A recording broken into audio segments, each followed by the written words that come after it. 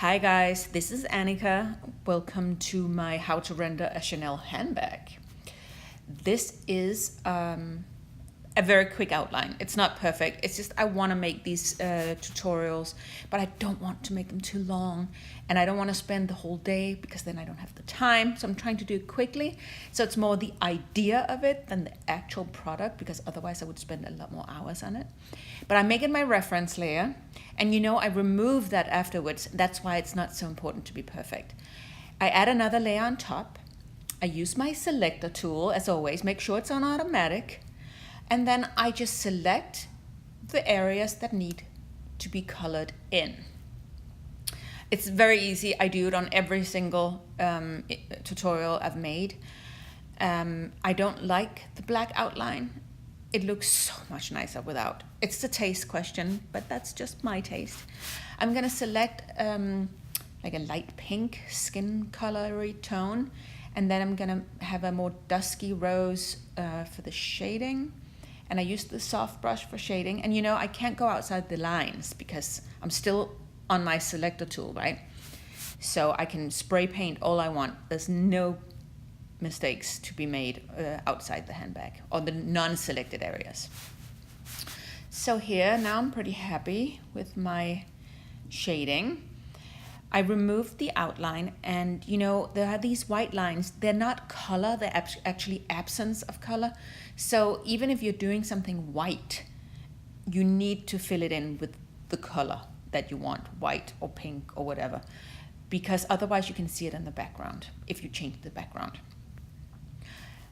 I use soft brush also for smudging, as most of you know. So right now I'm just softening out the edges because I don't like lines, and also because the front of the bag has a little bit of volume, so you don't want it to look flat as a sheet of paper that's bending over, but you want it to look like it has a little bit of depth.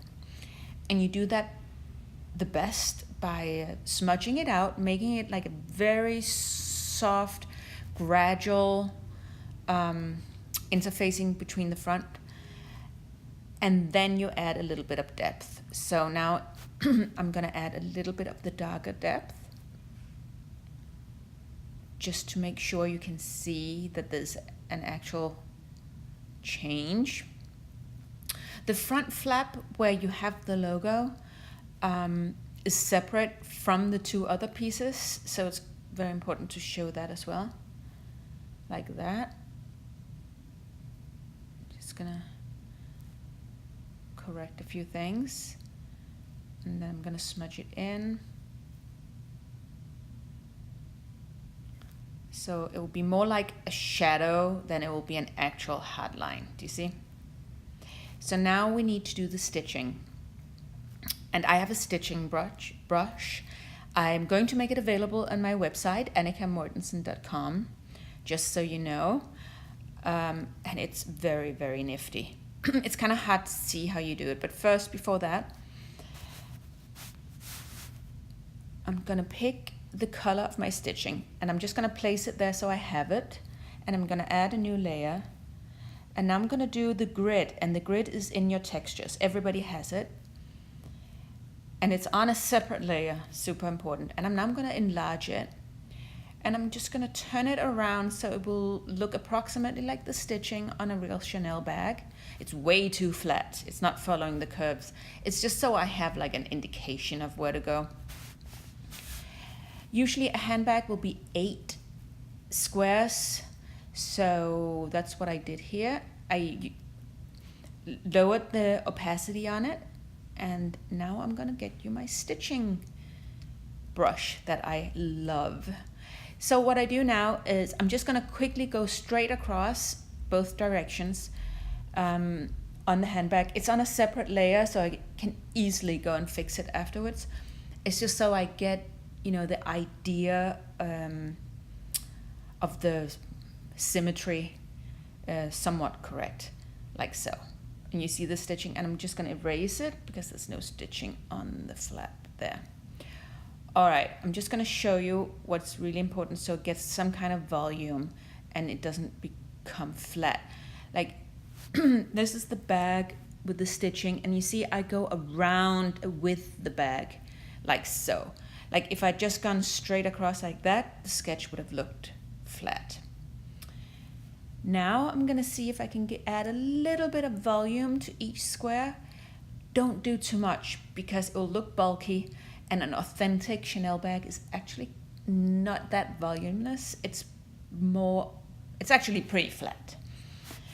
So, but it still has a little bit where the stitching will, of course, take the material down.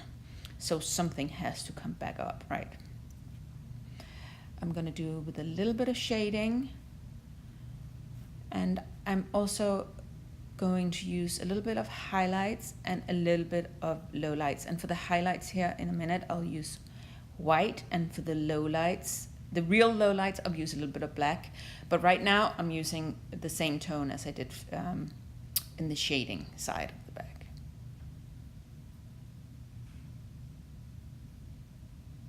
Just gonna add, and I'm not very specific, and I'm doing this on a separate layer, guys. So just so you know, because if you're not happy with it, you don't have to do everything again. You just say, oh, that was too much, too harsh, too much of a contrast, let's throw it away.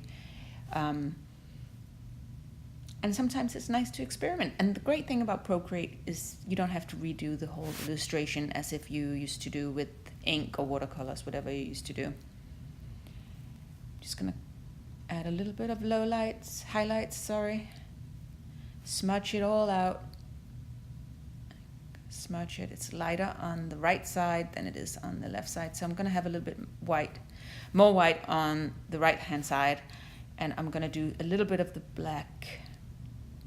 And I'm just doing it around the stitching on the left hand side, like so. I'm just gonna smudge it out. I'm not gonna do too much because it easily, especially when you smudge, it can easily look a little bit polluted somehow.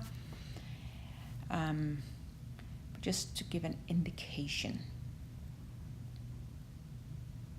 Like so. I hope I'm not going too fast, guys. All right, this is my chain. I love that chain. I made that this morning. It's a Chanel chain bag. I did not put the band in between because you can choose to do that yourself. You know, it has this leather ribbon in between, but you can add that if you want. Some of the bags don't have it, but you can download it on annikamortensen.com. Okay, I'm just gonna make the logo. And hold on, I'm just gonna use 2 circles, and I do that on separate layers, and then I merge them together when I'm ready.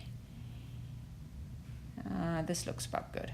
They're a little bit on the thin side, but that's okay. I'm just gonna make it into C's, like that. And in between, in the middle, we have a lock. I'm just gonna quickly make it into a lock. And it comes out vertically,